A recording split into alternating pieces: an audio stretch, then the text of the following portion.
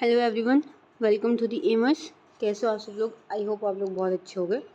आज हम करेंगे हमारी सेकंड क्लास, जो बायोलॉजी का हमारा टॉपिक चल रहा है, उस सेल वाला हमारा टॉपिक चल रहा है, उसकी आज हम करने वाले हैं सेकंड क्लास। ठीक है, आज वाली क्लास, अब देखो वन थिंग मैं आपको बताना चाहती हूँ कि आप लोग क्लास को सिर्फ ऐसे आए और क्लास को ऑन किया, हल्का सा देखा और छोड़ दिया, ऐसे नहीं करना। क्लास को आप पूरा देखो, क्लास को पूरा देखो। फर्स्ट क्लास आप लोगों ने देखी होगी, आज वाली क्लास उससे भी अच्छी होने वाली है, बिकॉज आज वाली में मैंने साथ में क्वेश्चंस भी ऐड कर रखे हैं और जो पहले वाली हमारी क्लास हुई थी उसकी आपकी रिवीजन भी हो जाएगी। ठीक है, सो क्लास के अंदर कंटिन्यू रहिए। Do like share and subscribe our channel. अपने दोस्तों के साथ में अपना जितना हो सकता है चैनल को शेयर करो, सब्सक्राइब करो। वन थिंग मोर, ये जो हमारा जो भी कंटेंट चल रहा है ना, टीजीटी साइंस वाले भी इसको कर सकते हैं। टीजीटी साइंस के लिए भी ये मोर देन इनफ है। ठीक है, एंड वन थिंग मोर, जो अगर आप लोगों ने EMIS 2023 का एग्ज़ाम देखा होगा, लैब अटेंडेंट का, EMIS 2023 का लैब अटेंडेंट का अगर आप लोगों ने एग्ज़ाम देखा होगा, तो वो एग्ज़ाम एक अच्छे लेवल का एग्ज़ाम आया था। ऐसे नहीं था कि बिल्कुल बेसिक क्वेश्चंस पूछे हुए थे, वो इन डीप से क्वेश्चंस थे और उसी लेवल का कंटेंट आपको मैं अभी करवा रही हूँ, उसी लेवल के मैं आपको क्वेश्चंस करवा रही हूँ। तो हम लोग जो अभी प्रिपरेशन कर रहे हैं हमारी, वो 2023 वाले एग्ज़ाम को या ध्यान में रख के हम लोग उसको प्रिपरेशन कर रहे हैं। ठीक है, सो कंटिन्यू करते, ज़्यादा टाइम को वेस्ट नहीं करते हुए, जितनी चीज़ें बतानी थी वो मैंने आप लोगों को बता दी हैं। और अभी जो क्लासेस हैं, जैसे आप लोगों की बात थी कि मैम क्लासेस रेगुलर लो, मोस्ट प्रोबेबली क्लासेस जो हैं वो रेगुलर होंगी। एंड एक अनाउंसमेंट मुझे और करनी थी अभी कि जो हमारा बायो का सिलेबस है, बायो का जैसे ही 50% सिलेबस होता है, तो 50% सिलेबस होते ही मैं उनकी अल्टरनेट डेज़ के अंदर हम लोग MCQs प्रैक्टिस स्टार्ट कर देंगे। MCQs प्रैक्टिस साथ में हम स्टार्ट कर देंगे डिस्क्रिप्टिव MCQs की प्रैक्टिस, और MCQs के साथ साथ में ही हमारा जो डिस्क्रिप्टिव 15 मार्क्स का पेपर होने वाला है उसकी प्रिपरेशन स्टार्ट कर देंगे। अभी ऐसा क्यों करेंगे, दोनों के साथ में क्यों करेंगे? क्योंकि EMRS जो है वो ज़्यादा टाइम नहीं लगाता अपने एग्ज़ाम को कंडक्ट करने में। जैसे कि अभी NVS ने आपने देखा होगा, NVS के 24 में वैकेंसी आई थी, 25 में एग्ज़ाम हुआ था, पूरा इन्होंने ऑलमोस्ट 1 साल लगा दिया था। ऐसा जो है वो EMIS नहीं करता। EMIS अपना 2 से 3 मंथ में एग्ज़ाम ले लेता है। ठीक है, नोटिफिकेशन आया, नोटिफिकेशन के जस्ट 2 से 3 मंथ में एग्ज़ाम ले लेता है। सो बीइंग सीरियस, बहुत अच्छी अपॉर्चुनिटी है, प्लीज़ इसको अपने हाथ से निकालिए मत, मन लगा के प्रिपरेशन करो। जहाँ पे एफर्ट्स चलते हैं वहाँ पे सक्सेस ज़रूर मिलती होती है। ज़्यादा टाइम वेस्ट नहीं करते हुए अब हम हमारी क्लास को कंटिन्यू करते हैं। आज हम फर्स्ट स्टार्ट करते हैं क्वेश्चन से, जो लास्ट हमने पढ़ा था उसी क्वेश्चन से करते हैं। स्मॉलेस्ट यूनिट ऑफ लाइफ पूछी हुई इन्होंने, smallest unit of life. Smallest unit of life क्या है? Capable, the smallest unit of life capable of independent existence के लिए क्या चीज़ अवेलेबल है? अब हमने स्मॉलेस्ट यूनिट ऑफ लाइफ कल पढ़ा था, मैंने फर्स्ट वही चीज़ एक्सप्लेन किया था, smallest unit of life. Smallest unit of life क्या है? आपका सेल। ठीक है, इस क्वेश्चन का सेकंड क्वेश्चन का आंसर मैं नहीं दूंगी, मैंने काफ़ी बार इसका आंसर आप लोगों को कमेंट में देना है। ठीक है, मैंने इसको काफ़ी बार कल रिपीट किया था जब भी हमारी लास्ट क्लास हुई थी कि इसकी ये जो डेट्स हैं वो याद करो, और ये PYQ का क्वेश्चन है। ठीक है, यहाँ जितने भी क्वेश्चंस मैंने अटैच करे कि वो सभी PYQs हैं। सिंगल सेल्ड लाइफ फॉर्म्स जो हैं वो डिस्कवर किए थे, ये चीज़ मैंने एंटन वन लिवेनहॉइक को एक चीज़ और भी बोली थी मैंने, वो चीज़ मैं यहाँ पे एक्सप्लेन करती हूँ, बट इसका आंसर जो है वो कमेंट में आप दोगे। एंटन वन लिवेनहॉइक ने क्या किया था? फर्स्ट तो इन्होंने क्या किया था, फर्स्ट इन्होंने डिस्कवर किया था लिविंग सेल को। लिविंग सेल को डिस्कवर करने वाले यही थे। इसके साथ साथ में जैसे इन्होंने लिविंग सेल को डिस्कवर किया, इसके साथ साथ में इनको क्या बोला जाता है? Father of microbiology. Father of microbiology हम इसको क्यों कहते हैं? बिकॉज इन्होंने किसकी रिसर्च की थी? इन्होंने माइक्रोब्स की रिसर्च किया था। ठीक है, माइक्रोब्स में कौन आती हैं आपकी? एल्गी आती है आपकी, फंजाई आती है आपकी, और एल्गी फंजाई, उसके साथ साथ में एल्गी आती है, फंजाई आती है, और बैक्टीरिया आता होता है। ठीक है, लेट्स नेक्स्ट देखते हैं। अभी इसका आंसर मैं नहीं करूँगी, मैंने पहले बोला। नेक्स्ट क्वेश्चन है which of the following organelle is not found in animal cell. इसमें से तो इजीली कर सकते हो आप लोग, कौन से वाली ऑर्गेनली है जो एनिमल सेल के अंदर नहीं मिलती होती, क्या नहीं मिलती, which one of the following organelle is not found in animal cell में क्या नहीं मिलती, सेल मेम्ब्रेन नहीं मिलती, एंडोप्लाज्मिक रेटिकुलम नहीं मिलता, सेल वॉल नहीं मिलता, लाइसोसोम नहीं मिलता। प्लांट लास्ट क्लास के अंदर जो लास्ट टॉपिक था ना, मैंने प्लांट सेल और एनिमल सेल का डिफ्रेंसिएशन करवाया था। अब उस डिफ्रेंसिएशन में एक बार रिपीट करवा देती हूँ क्योंकि क्लास के अंदर गैप आ गया। जो आपका प्लांट सेल था उसके अंदर क्या क्या चीज़ें थी, और एक आपके पास एनिमल सेल था उसके अंदर क्या क्या चीज़ें थी। प्लांट सेल के अंदर सबसे पहले हम पढ़ते हैं कि प्लांट सेल में क्या प्रेजेंट होती है, आपकी सेल वॉल प्रेजेंट होती है। एनिमल सेल के अंदर सेल वॉल प्रेजेंट नहीं होती। और यहाँ पे not found in animal cell पूछा हुआ तो क्या नहीं होती, cell wall is not found in animal cell. अब आगे वाले फर्दर और पॉइंट्स में बताती हूँ कि सेंट्रियोल जो होता है, सेंट्रियोल जो है वो प्लांट सेल के अंदर सेंट्रियोल नहीं होता, एनिमल सेल के अंदर सेंट्रियोल प्रेजेंट होता है। और काम क्या करता होता है एनिमल सेल के अंदर, सेल को डिवाइड करने का काम करता है, सेल डिवीज़न में हेल्प करता होता है। ठीक है, इसके साथ साथ में और हमारे पास क्या होता है, प्लांट सेल के अंदर जो वैक्यूल होता है, प्लांट सेल के अंदर जो वैक्यूल होता है वो लार्ज होता है, और एनिमल सेल के अंदर जो वैक्यूल होता है वो कैसा होता है, वो स्मॉल होता है। ठीक है, आया समझ। नेक्स्ट जो है plant cell wall are composed of, plant cell wall जो है वो किससे बनी होती है, प्लांट सेल वॉल किससे बनी होती है। अभी मैंने ये भी चीज़ थी कि प्लांट सेल वॉल जो किससे बनी होती है, ये बहुत इंपॉर्टेंट क्वेश्चन है, काफ़ी क्वेश्चंस में पूछ लेते हैं ये। ठीक है, काफ़ी एग्जाम्स में पूछा जाता है। सो प्लांट सेल वॉल जो वो सेल्यूलोज से बनी होती है। ये भी हमने जो हमारी लास्ट क्लास हुई थी उसके अंदर हमने ये टॉपिक्स किए थे। और वन थिंग मोर, इसकी जो PDF है वो टेलीग्राम चैनल पर मिल जाएगी आपको।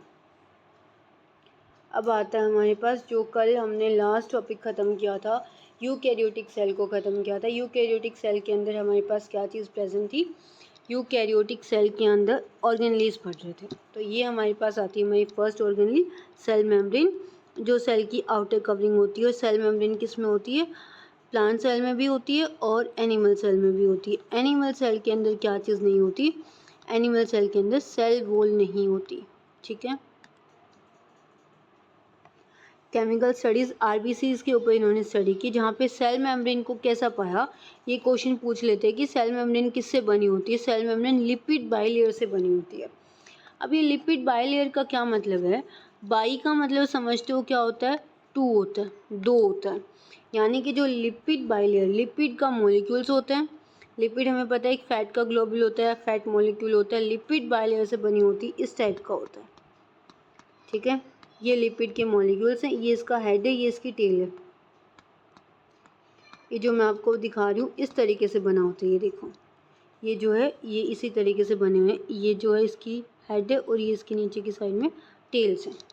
ये लिपिड आपकी बाइलेयर है, बीच में इसके अंदर क्या है, ये प्रोटीन्स हैं। ये देखो ये प्रोटीन लिखा हुआ है, ये शुगर इसके साथ में अटैच्ड हो रखा है। ठीक है, आया समझ। ये क्वेश्चन काफ़ी इंपॉर्टेंट है कि सेल मेम्ब्रेन किससे बनी होती है, इसको नोट कर लो। सेल मेम्ब्रेन लिपिड बाइलेयर की बनी होती है, लिपिड बाइलेयर होता है, उसके साथ साथ में प्रोटीन होते हैं, कार्बोहाइड्रेट होते हैं। वो मैंने बताया, ये प्रोटीन है आपका, ये शुगर को हम कार्बोहाइड्रेट बोलेंगे, और ये लिपिड का मॉलिक्यूल होता ही है। लिपिड्स जो है मेनली क्या होते हैं, फॉस्फोग्लिसराइड्स होते हैं। जो आउटर जो है, आउटर पोलर हेड होता है, इनर जो होता है हाइड्रोफोबिक टेल होती है। इसका मतलब क्या हुआ, हेड जो है ना वो पोलर होते हैं, यानी कि ये हाइड्रोफिलिक होता है, ये वाटर से कहीं ना कहीं प्यार करता है, वाटर को पसंद करता है। प्यार करने का मतलब क्या हुआ, ये वाटर को पसंद करता होता है। और फोबिक का मतलब तुम्हें पता है कि फोबिक जो टर्म है वो डर से रिलेट करती है। जो टेल होती है वो पानी से डरती होती है, वो पानी से दूर भागती है। टेल होती है वो पानी से दूर भागती है, इस वजह से टेल जो है वो कहाँ आती है, वो आउटर इनर साइड में आती होती है, ऐसे अंदर की साइड में। और जो हेड होता है वो फीलिक होता है, वाटर से प्यार करता है, वाटर को पसंद करता है, इसलिए वो वाटर की साइड में होता है। ऐसे में इसकी अरेंजमेंट होती है। टर्म समझ आई ना, हाइड्रो इसका मतलब क्या लिखा, hydrophobic, outer polar head. Polar head का मतलब वो पानी को पसंद करता है, पानी के अंदर डिसोल्वेबल होता है। हाइड्रोफोबिक टेल जो होती है वो डाउनवर्ड्स में डलती होती है।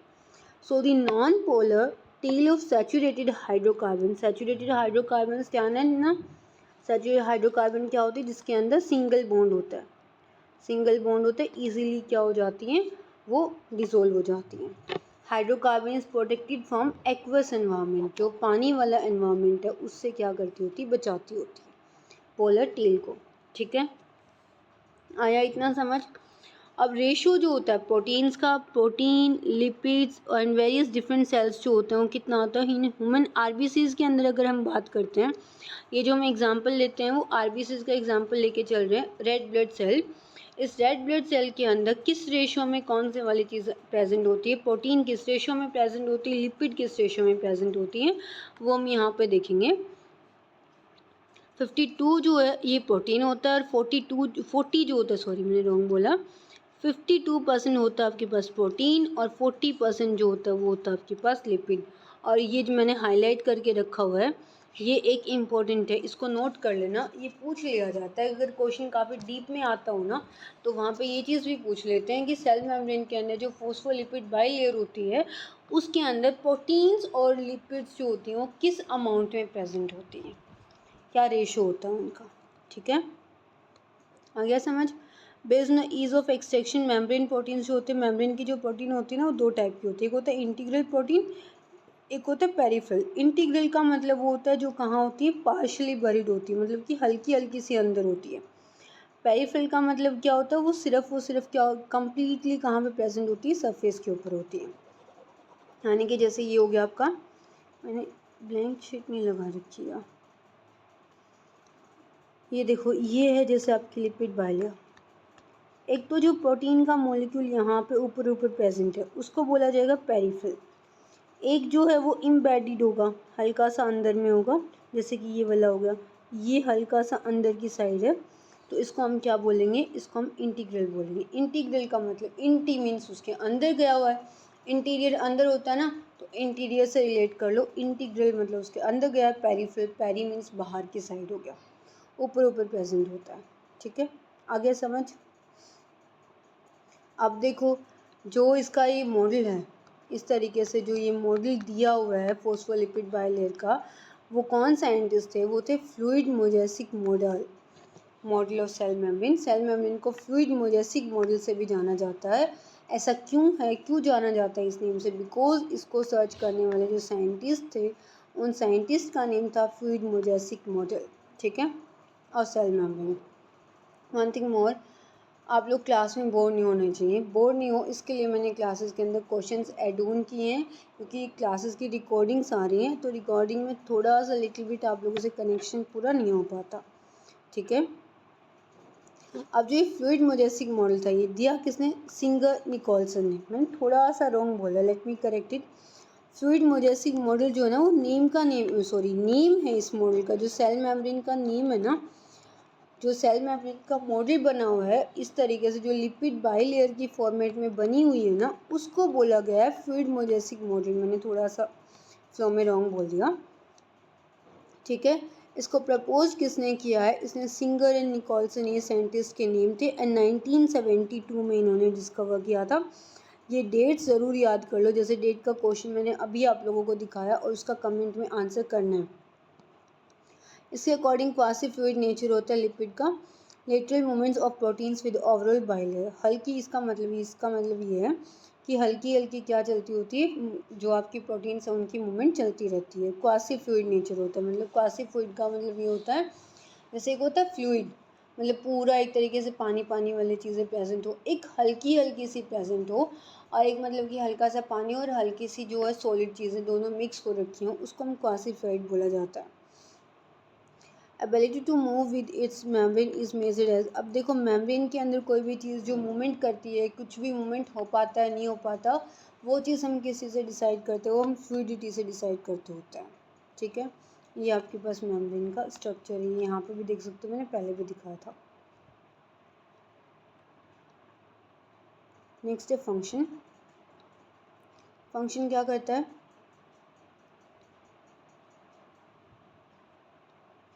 फंक्शन इसका ये होता है, ट्रांसपोर्ट करता है मॉलिक्यूल्स का दरम्यान में, सिलेक्टिवली परमेबल होती है। सिलेक्टिवली परमेबल का मतलब क्या होता है, जो चीज़ें नेसेसरी होती है सिर्फ उनको ही एंट्री देती है। Sorry for disturbance. Transport of the molecule selectively permeable होती है। सिलेक्टिवली परमिएबल का मतलब क्या हुआ कि सिर्फ वो सिर्फ सिलेक्टेड चीज़ों को ही अंदर एंट्री करने देती है, अदर चीज़ें एंट्री नहीं करती होती। जैसे कि फॉर एग्जांपल आप लोगों को किसी शादी में जाना है और शादी जो है बहुत ग्रैंड है, तो उन्होंने शादी के अंदर आपको पासेस दिए हुए हैं। अब जिस बंदे के पास वो पास है ना, उसी बंदे को एंट्री मिलेगी शादी के अंदर, अदरवाइज सबको एंट्री नहीं मिलेगी। अब ये इसका मतलब क्या होगा कि लोगों को उन्होंने सिलेक्ट कर रखा है ना, लोगों को उन्होंने सिलेक्ट कर रखा है, और जिन लोगों को सिलेक्ट कर रखा है सिर्फ उनको ही एंट्री मिल रही है। तो इसी तरीके से जो आपकी सेल मेम्ब्रेन होती है वो काम करती है, वो चीज़ों को सिलेक्ट कर लेती है, और जिन चीज़ों को उनको सिलेक्ट करती है सिर्फ उनको एंट्री मिलती है। इस वजह से इसको बोला जाता है सिलेक्टिवली परमिएबल। आई होप समझ आया होगा। तो some molecule present either side of it, दोनों साइड में प्रेजेंट होते हैं इसके cell. Due to fluid nature होने की वजह से प्लाज्मा मेम्ब्रेन जो है वो हेल्प करती है किसके अंदर, सेल ग्रोथ के अंदर। सेल ग्रोथ के अंदर हेल्प करेगी, सेल ग्रोथ में हेल्प कर रही है। Formation of intercellular junctions, cells के अंदर के जंक्शंस, सेल जैसे ये सेल हो गए, अब इन सेल्स के अंदर के जंक्शंस बनाने में हेल्प करती होती है। सिक्रीशन में करती है, एंडोसाइटोसिस में करती है, सेल डिवीजन में करती है। अभी एंडोसाइटोसिस क्या होता है ये भी क्वेश्चन है और ये भी पूछा जाता है। और अगर कुछ चीज़ें जो है मैंने बाई चांस पीपीटीज़ में नोट नहीं भी कर रखी है ना, और मैं वर्बली बता रही हूँ, तो प्लीज़ उसको नोट कर लो। वो क्वेश्चंस जो हैं वो आपको एग्ज़ाम्स में देखने के लिए मिलेंगे, और एटलीस्ट 1000 के अराउंड आपकी बायो के मैं आपको एमसीक्यूज़ करवा दूँगी ऑन माय चैनल। तो आपको उनके अंदर भी क्वेश्चंस करने देखने के लिए मिलेंगे। मैं थ्योरी पहले इसीलिए करवा रही हूँ ताकि क्वेश्चंस करना इजी रहेगा। और फ्री के अंदर यूट्यूब के अंदर आपको हमारे जितने लेवल का कंटेंट कहीं पर भी नहीं मिलेगा, आप पूरे यूट्यूब पे सर्च करके देख सकते हो। अब देखो, fluid nature plasma membrane can help कर द सेल ग्रोथ। हमें एंडोसाइटोसिस एक्सप्लेन करती है। एंडोसाइटोसिस का मतलब क्या होता है, जैसे कि ये आपका अमीबा है, ठीक है, और इस अमीबा की ये सेल मेम्ब्रेन है। सेल मेम्ब्रेन होगी अमीबा की। अब ये अमीबा की सेल मेम्ब्रेन है, तो ये एक मूवमेंट करती होती है। अमीबा की जो सेल मेम्ब्रेन होती है वो एक मूवमेंट करती है। कैसे मूवमेंट करती होती है कि जैसे यहाँ पे खाना रखा हुआ है, यहाँ आपका फूड रखा हुआ है, इसको इस फूड तक पहुँचना है, इसको इस फूड तक पहुँचना है, तो ये मूवमेंट अब ये खुद की, तो ये तो सिंगल सेल ही होता है ना। अमीबा खुद में तो क्या है, अमीबा खुद तो एक सिंगल सेल ही है, खुद सिंगल सेल है। सिंगल सेल है तो इसको यहाँ तक पहुँचना है, तो यहाँ तक पहुँचने के लिए क्या करेगा, इसको बॉडी को मूवमेंट करनी होगी। इसकी बॉडी की मूवमेंट में हेल्प कौन करता होता है, सेल मेम्ब्रेन कर रही होती है। अब ये सेल मेम्ब्रेन की जो फोल्डिंग्स होती हैं, अब इसको यहाँ तक पहुँचना ना, क्या करेगा, ये अपने आप को चेंज करेगा, इस टाइप का है। अब ये क्या करेगा, खुद को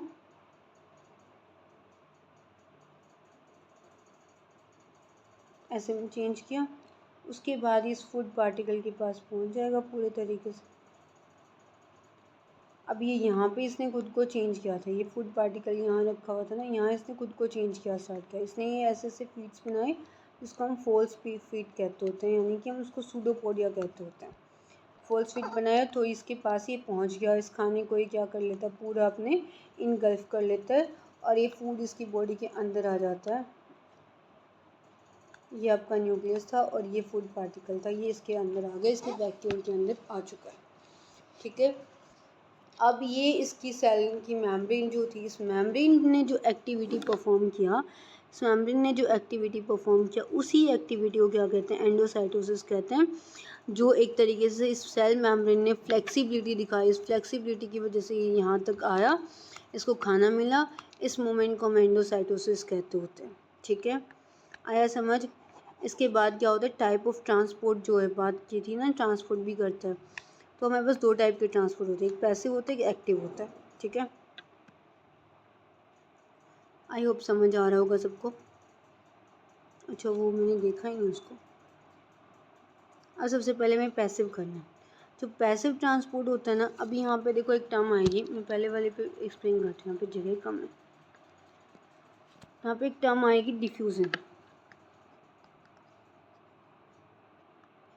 सबसे पहले डिफ्यूज़न समझो। डिफ्यूज़न का मतलब ये होता है, जैसे फॉर एग्जांपल आप क्या करो, आपको परफ्यूम लगाना है, ठीक है।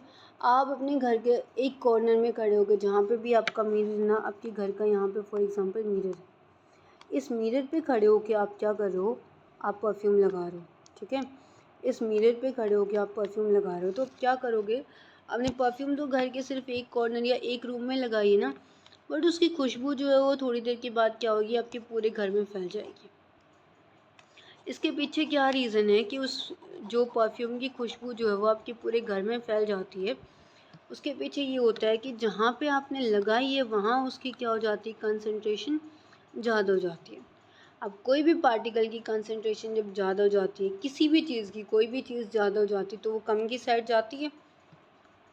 अब जो परफ्यूम के पार्टिकल्स थे, आपकी परफ्यूम के जो पार्टिकल्स थे उसकी क्या होगी, ज़्यादा होगी, कंसंट्रेशन ज़्यादा होगी। अब ज़्यादा कंसंट्रेशन से कहाँ की साइड में जाएगा, लोअर कंसंट्रेशन, यानी कि आपके घर के एक कॉर्नर के अंदर बहुत ज़्यादा कंसंट्रेशन हो गई थी परफ्यूम के पार्टिकल्स की। अब और पूरे घर में उसकी कोई खुशबू नहीं थी, तो पार्टिकल्स ने क्या किया, उस जगह से उसने मूवमेंट करनी स्टार्ट कर दी और वो किसी दूसरी जगह पे पहुंच गई, ठीक है। आया समझ। इस प्रोसेस को हायर कंसंट्रेशन से, कहीं पे आपकी कंसंट्रेशन क्या है, हायर कंसंट्रेशन है, इस हायर कंसंट्रेशन से आपका लोअर कंसंट्रेशन पे जाना, उसको हम लोग क्या कहते होते हैं, उसको डिफ्यूज़न कहते होते हैं। वहीं पे अगर इसके अंदर इन पार्टिकल्स की जगह पे सिर्फ वाटर ऐड हो जाता, हायर कंसंट्रेशन से वाटर की मूवमेंट होती लोअर कंसंट्रेशन के ऊपर, तब हम उसको कंसिडर करते, उसको तब हम डिफ्यूज़न नहीं बोलते। अगर वाटर की बात आती, हाई कंसंट्रेशन से हायर कंसंट्रेशन से ये कहाँ जा रहा है, लोअर कंसंट्रेशन पे जा रहा है, तो उसको हम क्या कहते, वाटर अगर ट्रांसफ़र करता तब हम उसको कहते ऑस्मोसिस। आगे ये टर्म समझ, स्पेशली मैंने विदाउट स्पेस होते हुए कहीं से स्पेस ढूंढा है। अब देखो, neutral solutes across the membrane, movement of water by diffusion, same चीज़ होगी। अब इसको हम क्या बोलेंगे, movement of molecule across the membrane along the concentration gradient, का मतलब यही होती है हायर कंसंट्रेशन से लोअर कंसंट्रेशन के अंदर जाना without any kind of expenditure of energy. अब पैसिव ट्रांसपोर्ट इसको बोला गया है, इसको बोला गया है पैसिव ट्रांसपोर्ट। पैसिव ट्रांसपोर्ट हम किसको कहते हैं, जिसके अंदर कोई भी एनर्जी यूज़ नहीं होती, किसी भी एनर्जी की पार्टिकल्स का यूज़ नहीं होता, ठीक है। Polar molecules can not pass through non polar lipid bilayer, so they require membrane carry protein for their transport. अब देखो काफ़ी बार क्या होता है, पोलर और नॉन पोलर्स जो हैं, अब यहाँ लिखा है पोलर मॉलिक्यूल जो है पास नहीं होते नॉन पोलर के अंदर से, पोलर मॉलिक्यूल्स जो हैं, एंड देखो जो पोलर मॉलिक्यूल है, पोलर का मतलब क्या होता है, जो वाटर को पसंद करता है, वाटर के अंदर से इजीली पास हो जाता है, उसको हम पोलर कहते हैं। अब पोलर मॉलिक्यूल पास नहीं होता नॉन पोलर लिपिड बाइलेयर से, जो लिपिड बाइलेयर जो होती है वो तो नॉन पोलर ही होती है, देखा ही था हमने, तो उसके अंदर से वो इजीली पास नहीं होता, उसको कुछ कैरियर प्रोटीन्स की ज़रूरत होती है, जैसे कि कुछ कैरियर प्रोटीन की ज़रूरत होती है, उसको हम कहते हैं फैसिलिटेटेड डिफ्यूज़न, ठीक है। यानी कि फैसिलिटेटेड, कुछ ना कुछ फैसिलिटेट कर रहे हैं, कुछ फैसिलिटी मिल रही है, वर्ड से ही पता लगता है हम लोगों को, ठीक है। आया समझ। नेक्स्ट हमारे पास आता है एक्टिव ट्रांसपोर्ट। अब हमने पैसिव ट्रांसपोर्ट किसको बोला था, पैसिव ट्रांसपोर्ट आपने किसको बोला, ये याद रखना, ये क्वेश्चंस देखने के लिए मिलेंगे आपको कल को पेपर में। पैसिव ट्रांसपोर्ट आप किसको बोल रहे हो, पैसिव ट्रांसपोर्ट जो है ना वो हम इसको कहते हैं जिसके अंदर कोई भी एनर्जी का यूज़ नहीं होता, नो एनर्जी यूज्ड, ठीक है। पैसिव ट्रांसपोर्ट के अंदर कोई किसी तरीके की एनर्जी का यूज़ नहीं होता। एक्टिव ट्रांसपोर्ट के अंदर आपकी एनर्जी का, एक्टिव ट्रांसपोर्ट के अंदर आपकी एनर्जी का यूज़ होता है, ठीक है। एक्टिव ट्रांसपोर्ट के अंदर एनर्जी का यूज़ होता है, ठीक है, इसी वजह से हम उसको एक्टिव कहते होते हैं। Movement of molecule across the membrane against the concentration gradient के अगेंस्ट चलता है। अगेंस्ट का मतलब क्या होएगा, यानी कि देखो एक्टिव ट्रांसपोर्ट कहाँ होएगा, मैं एक बार एग्जांपल से समझा देती हूँ आपको कि एक्टिव कहाँ हो रहा है। जैसे अब यहाँ पे ये होगी आपकी सेल मेम्ब्रेन, ठीक है। अब यहाँ पे सोडियम के पार्टिकल्स की अमाउंट जो है वो कम है, और अंदर की साइड में सोडियम के पार्टिकल्स की जो अमाउंट है, फॉर एग्जांपल से समझा रही हूँ, ज़्यादा है, ट्रांसपोर्ट करवाना है। अब यहाँ पे कंसंट्रेशन क्या थी, अब concentration from lower to higher concentration. अब यहाँ पे पहले से लो कंसंट्रेशन थी, इस लो कंसंट्रेशन से कहाँ जा रहा है, फिर से वो हायर कंसंट्रेशन की जा रहा है। होना तो कैसे था, लो, जहाँ पे हाई थी वहाँ से किस में जाना था, लोअर में जाना था। ठीक है, जहाँ पे हाई थी वहाँ से किस में जाना था, लोअर में जाना था। बट ऐसा नहीं हुआ, ऐसा नहीं हुआ कैसा, जहाँ पे पहले से लो था वहीं से किसके अंदर आ रहा है, हायर अमाउंट के अंदर आ रहा है। उसको हम क्या कहते हैं, एक्टिव ट्रांसपोर्ट कहते हैं। कंसंट्रेशन अगेंस्ट कंसंट्रेशन ग्रेडियंट बोला जाएगा। अब इसको, अब कम है यहाँ पे, पहले से कम है और कम से ज़्यादा की तरफ आएगा, तो कैसे आ पाएगा वो, उसको कुछ ना कुछ एनर्जी। अब एक कमज़ोर इंसान है, कमज़ोर इंसान किसी पावरफुल इंसान से लड़ाई करता है, तो उसको कुछ ना कुछ एक्सटर्नल एनर्जी हम देते हैं ना, भले ही आप उसको सपोर्ट ही दे रहे हो, लेकिन हम एक्सटर्नल एनर्जी तो उसको देते हैं। सिमिलर केस यहाँ पे भी होता है कि हम यहाँ पे उसको एक्स्ट्रा एनर्जी देते हैं। वो एक्स्ट्रा एनर्जी क्या होती है, वो हम लोग क्या करते हैं, यहाँ पे एनर्जी इसको हम देते हैं। जो एनर्जी हम देते हैं इसको किसकी फॉर्म में देते हैं, एटीपी की फॉर्म में देते हैं। एटीपी की फुल फॉर्म क्या होती है, एडिनोसाइन ट्राईफॉस्फेट, ट्राईफॉस्फेट, इसको नोट करके रख लेना। एटीपी को एक नेम से और भी जाना जाता है, energy currency of the cell, energy currency of the cell के नेम से भी हम लोग इसी को जाना जाता है। जैसे कि हमारे जीवन के लिए जो करेंसी होती है वो हमारी रुपीज़ होते हैं, इसी तरीके से सेल के लिए जो उसकी करेंसी होती है वो एटीपी होती है। ठीक है, आया समझ।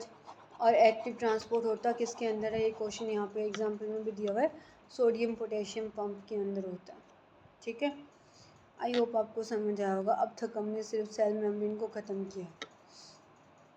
अब एक क्वेश्चन आ गया, वाह, name the process, name the process through which gaseous exchange across the cell membrane takes place through the cell membrane. अब सेल मेम्ब्रेन से कौन से वाला गैसियस एक्सचेंज होता है, अक्रॉस द सेल मेम्ब्रेन। बताओ, ये क्वेश्चन मैंने अभी अभी एक्सप्लेन किया है। Name the process through which gaseous exchange across the cell membrane takes place through the cell membrane. कौन सा होता है, गैसियस एक्सचेंज बोला है। अब एक चीज़ देखो, अगर वाटर का एक्सचेंज बोला जाता है तो हम कुछ और सोचते, बट यहाँ तो पहले ही गैस का बोला है, और गैस के बारे में हमने पढ़ा है। गैस का क्या होता है, गैस का हमारे पास डिफ्यूज़न होता है। अब देखो, जो बच्चे डायरेक्टली, जिसको समझ आ गया वो तो डायरेक्टली कर लेगा, बट काफ़ी बच्चे नहीं कर पाते होते, तो उसके लिए हमारे पास क्या होंगे, ऑप्शंस को हम एलिमिनेट करना सीखेंगे कि ऑप्शन को एलिमिनेट कैसे किया जाता है। एंडोसाइटोसिस हमने देखा था कि सेल मेम्ब्रेन की मूवमेंट की बात होती है, बट यहाँ पे तो एक्सचेंज ऑफ गैसेस साफ साफ दिया हुआ है। तो ओस्मोसिस का मतलब क्या था, ओस्मोसिस में ट्रांसफ़र किसका होता है, वाटर का होता है। ठीक है, ऑस्मोसिस में वाटर का ट्रांसफ़र होता है।